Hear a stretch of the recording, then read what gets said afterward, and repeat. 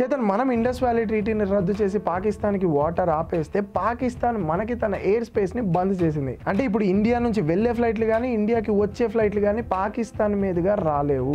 Europe, America, middle east ఇక్కడ నుంచి వచ్చే ఫ్లైట్స్ అన్నీ కూడా పాకిస్తాన్ మీద నుంచి కాకుండా అరేబియన్ సీ నుంచి తిప్పుకుంటూ రావాలి. దీనివల్ల ప్రైజెస్ చాలా ఎక్స్పెన్సివ్ అవుతాయి. ఇలా ఒకసారి ఆల్రెడీ పాకిస్తాన్ చేసింది 2019లో పుల్వామా అటాక్ అప్పుడు మనం 700 crores లాస్ ఫేస్ చేసాం. అండ్ ఇప్పుడు ఇంకా ఎక్కువ లాస్ ఫేస్ చేయాలి. సేమ్ ఇండియా కూడా ఎయిర్ స్పేస్ ని బంద్ చేసింది పాకిస్తాన్కి. కానీ వాళ్ళ వాళ్ళకి వచ్చే ఫ్లైట్లు ఎన్ని? మనం వాళ్ళకి వాటర్ ఎలా అయితే బంద్ చేసామో చైనా మనకి రావాల్సిన వాటర్ ని బంద్ చేయాలి అని చెప్పి ప్లాన్ చేస్తుంది. China is building A world's largest dam. $137 billion ఖర్చు చేస్తుంది ఆ డ్యామ్ మీద. ఈ బ్రహ్మపుత్ర రివర్ ఆపడానికి. ఈ బ్రహ్మపుత్ర రివర్ మౌంట్ కైలాస్ దగ్గర మాన్సరోవర్ నుంచి ఆరిజినేట్ అవుతుంది. అరుణాచల్ ప్రదేశ్ ద్వారా ఇండియాలోకి వస్తుంది. సో ఇప్పుడు చైనా అక్కడ డ్యామ్ కట్టి మనకి బ్రహ్మపుత్ర రివర్ నీళ్లు రాకుండా చేయాలని చూస్తుంది.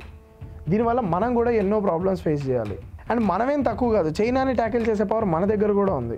అదే China's biggest weakness, straight of Malacca. 70% of the Chinese oil imports through this narrow passages. And ఈ పాస్ అయ్యే ఎంట్రన్స్ మన ఇండియా కంట్రోల్లో ఉంది. అదే అండమాన్ అండ్ నికోబార్ ఐలాండ్స్. అక్కడ మన నేవీ పవర్ గట్టిగా ఉంది. కావాలి అనుకుంటే యూఎస్ నేవీ కూడా దిగుద్ది చైనాని ట్యాకిల్ చేయడానికి. సో ఇలా చైనాకి కొన్ని అడ్వాంటేజెస్ ఉన్నాయి, ఇండియాకి కొన్ని అడ్వాంటేజెస్ ఉన్నాయి, పాకిస్తాన్కి కొన్ని అడ్వాంటేజెస్ ఉన్నాయి.